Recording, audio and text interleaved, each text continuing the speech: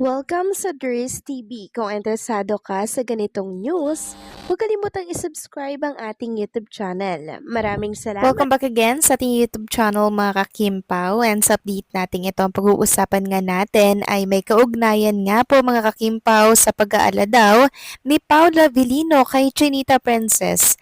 So bakit nga kaya at anong nangyayari? Yan ang pag-uusapan natin mamaya.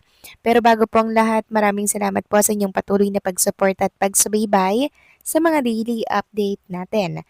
Kaya naman bilang pasasalamat, narito po ang isang napili kong komento patungkol ito sa naging previous update. Mula ito kay Ginang Annalyn Hicap. Sabi niya, "Good evening, Durs. Sa Netflix lang yan, marami rin kasing nanonood. Wag sana naman kahit konting balita naman ay binibigyan nyo ng Malaysia. Saan ba sila lulugar sa inyo? Basta happy ako sa kanila at may tiwala rin ako kay Paulo dahil sa mga sinabi niya sa mga interview. Kim Pao forever." Maraming salamat po sa inyong komento. Ginang Annalyn Hicap, yes, tama po kayo dyan. Lahat na lamang po ay binibigyan ng mali siya, no? Kung tutuusin itong account po ni Paula Avellino, is ang may hawak po nito ay yung admin po niya. Hindi po mismo si Paulo ang nagpo-post nito, mga kakimpaw. Take note, hindi po si Paulo ang may hawak ng kanyang social media account, kundi admin po yun. Isang pawnatics mga kakimpaw. Kaya wag na lang nating intindihin yung mga pinopost nito sa social media. Basta ang pangahawakan natin ay yung mga sinabi po ni Paula Avellino, mga kakimpaw, for Chinita Princess. And also, kahit hindi naman po magsalita si Paulo, action speaks louder than words, nakikita at nararamdaman po natin kung gaano niya po kamahal at kaseryoso siya kay Chinita Princess. Doon pa nga lamang po sa pakikipag-partner niya sa iba like Nadine Lustre, na kung saan matagal na yung project na yun pero talagang sinama niya si Chinita Princess doon. Tapos very supportive din si Chinita Princess sa project niya yon kasi andun po siya while nag-shooting si Paolo and si Nadine Lustre. So doon pa lang mga kakimpaw, talagang hiningi po ni Paula Avellino yung approval ni Chinita Princess sa gagawin niya pong project. Kung bagay talagang iniingatan po ni Paolo yung puso ni Kim Chu sa mga ganito pong pagkakataon, di ba? Kaya wag po tayong ma-stress mga kakimpaw sa mga usap-usapan po na baka sakaling i-partner muli si Paulo kay Maha Salvador. So, hindi po yan mangyayari. Kalma lang at kampante lang tayo, okay? So, maraming salamat po sa inyong komento. God bless at mabuhay kayo. So, eto na nga, pag-usapan na natin ang mga balita po na nakalap natin sa update na to.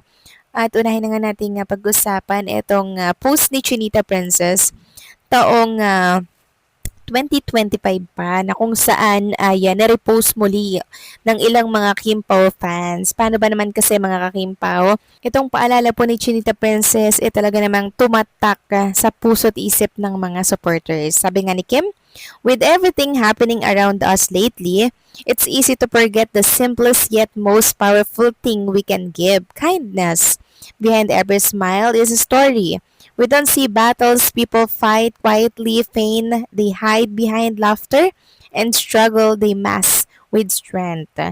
So ayan mga kakimpaw, no? Si Kim Chu kasi yung taong hindi natin mababakas na meron siyang problema kasi ang saya niya sa harap ng kamera pero pagtalikod, doon na po natin hindi alam ang nangyayari. Yung kalungkutan, yung kanya mga battle, 'di ba? Na talaga namang hindi niya po ipinapakita sa masa. Very ano talaga ni Kim Chu, no? Very strong mga kakimpaw. Kaya mabuti na lang andyan si Paulo para umagapay po sa kanya pag siya'y pagod na. Samantalang pag-usapan naman natin ang tungkol dito sa pag-aalala po ni Paula Avellino di umano kay Chinita Princess dahil nga po sa mga balitang naglalabasan ngayon na may part po kasi ng Manila na binaha na yung ibalubog ng mga kakimpaw dahil nga po sa matinding pag-ulan kagabi. Kaya hindi maiwasang mag-alala din po ng mga Kimpaw fans kay Chinita Princess.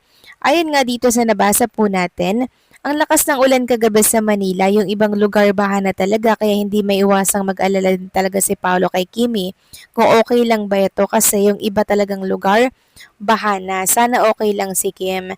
Sana hindi muna siya pumasok sa Showtime kasi sobrang maulan ngayon. Gawa ng bagyo, alam naman natin si Paolo, hindi yan mapakali pag nasa alanganin si Kimi. Correct, mga kakimpaw. Ganyan talaga pag love po ni Paolo ang isang tao. Talagang hindi siya mapakali, mayat maya tatawag, mayat maya i-check kung okay lang ba si Chinita Princess. Pero huwag kayong mag-alala mga kakimpaw kasi si Kim Chu, sa mataas namang lugar, nakatayo yung kanyang tinitirahan or tinutuluyan. Ganon din syempre si Paolo Avellino, 'di ba? Kaya wag na tayong ma-stress. Alam naman natin na kayang-kaya ni Chinita Princess ang kanyang sarili. Dahil alam din natin na yung advisor po ni Chinita Princess na si Paolo Avellino is andyan lang din, nakaagapay po lagi sa kanya. 'Di ba? Pero syempre, palagi pa rin po nating ipag-pray ang kaligtasan, yung security ni Kim and ni Paolo Avellino sa mga ganito pong kalamidad, 'di ba? Pero huwag kayong mag-alala kasi kasama naman si Chinita Princess sa bahay po nila, no? Huwag tayong mag-alala. Pero yun nga lang mga kakimpaw, sabi ko nga, lagi nating ipagdasal ang kaligtasan ni Chinita Princess kasi kalikasan po ang kalaban natin eh. 'Di ba? Ang dami ko rin kasing nababasa at napapanood kanina na may ibang mga lugar sa Manila na baha talaga, 'di ba? Tapos yung iba lubog na talaga, yung kotse na lang po yung nakita diyan, 'di ba? Kaya sana pagka ganito po yung mga pangyayari, 'wag na lang munang pumasok si Chinita Princess. Mas mainam siguro sa bahay or ah, sa condo na lang po siya mga kakimpaw, no? Para po hindi siya maulanan, mabahaan, or magkasakit. Ba, ang hirap po kasing magkasakit ngayon mga kakimpaw. Talagang ang hirap, lalo na po pag nag-iisa ka lang sa buhay, malayo po yung iyong mga mahal sa buhay, 'di ba? Pero mabuti na lang talaga andyan po si Ate Hides. Lagi ang nakaagapay din kay Chinita Princess sa ganitong mga pagkakataon. Ganun din syempre si Paolo Avellino. Kaya very thankful tayo ng dumating po, no? Sa buhay ni Kim Cho si Paolo.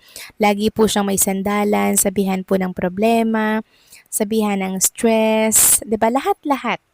Tapos nakakuha po siya ng advice. Advance kasing mag-isip si Paolo, mga kakimpaw.